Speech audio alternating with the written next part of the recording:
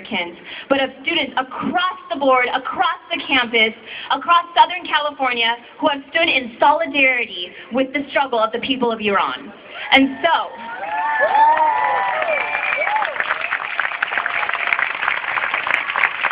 as a council of elected officials with the vested power of 25,000 students, we came together to issue a resolution calling for the cessation to the violence against the students in Iran and a recognition of the Iranian people's human rights. This is a public document, and you can find it on Daily Bruin, UCLA.edu. Just putting out a shameless plug. But essentially, we had a few resolutions, and I'll read off a couple of things. We gave a background of the history and documentation, working closely with the Iranian student group here at UCLA. They've been amazing, and you can thank them for a lot of the work that they've done, so thank you.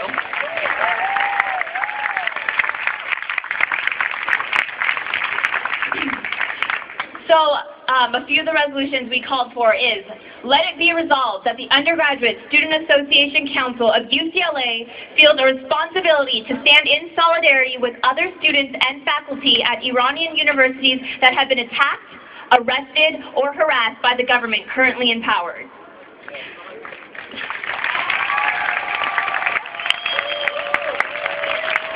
Let it further be resolved that the Iranian people's human rights must be upheld and the Iranian government must be held accountable for its human rights violations.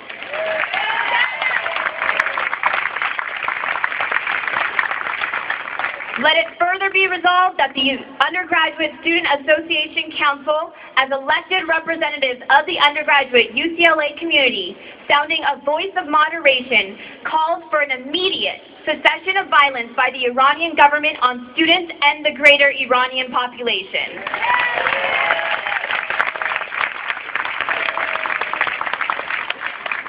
Let it further be resolved that the Undergraduate Student Association Council will support and promote peaceful events such as this that will be taking place at UCLA and in the Los Angeles community, aimed at educating the undergraduate student population on the situation in Iran.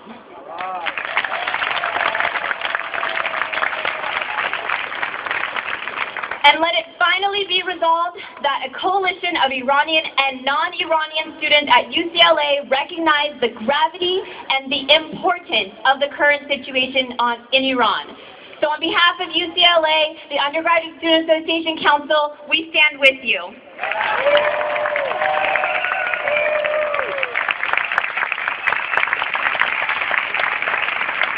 Shahid Abawa, from everywhere. Tonight, you're Iranian. Okay. Can I keep it going? By the way, I wanted to point something out. We all know as Iranians, we're following the news. We were in the news, and then Michael Jackson died, and we stopped being in the news. But here we are. We're back. Not even Michael Jackson can stop us. We're back. Okay, whatever. Okay, this next speaker, in the past few weeks, images of peaceful protesters in Iran changed what the world thinks about Iranians. More than any other group, the incorrect but persistent stereotypes about Iranian women were shattered and replaced with a new image of diversity, strength, and resilience.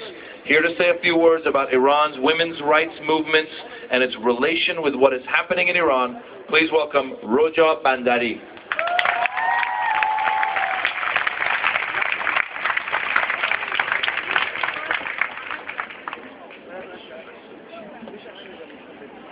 Hi everybody, I'm so honored to see all of your faces here, and I want to thank, first of all, Shahida and the ASUCLA for their support. Their support means a lot to all of us, and it reminds us all that we're not alone. And I want to ask all the non-Iranians present today to please continue to watch Iran and speak up, because we need your voice, when we need the attention of the international community at this time.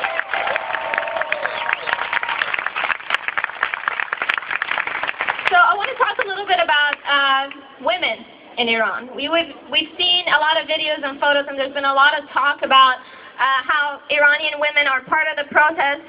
We know that they've been part of the group that have been killed. They're arrested. They're of the groups that speak up. There are a lot of women. There are people who are following up on prisoners and write about the prisoner and their condition that are women. And there are lawyers who are trying to represent them that are women. Obviously, women are present in all these aspects. And what matters is, obviously, women are 50% of